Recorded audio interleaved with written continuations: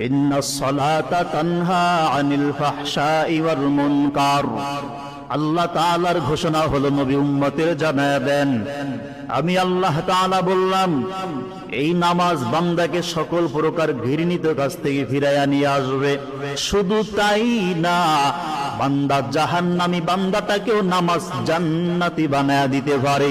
ও নবী উম্মতের বলে দেন, কোন মানুষ যদি দৈনিক 5 বেলার নামাজ নামক ঔষধটা 5 বার সেবন করতে পারে, ওই বান্দা নিজেকে যত বড় গুনাহের কাজে জড়াইয়া রাখুক না কেন, নিজেকে যত বড় গুনাহের কাজে শামিল রাখুক না কেন, নবী কোনো চিন্তা নাই, কোনো ভয় নাই, কোনো পেরেশানি নাই।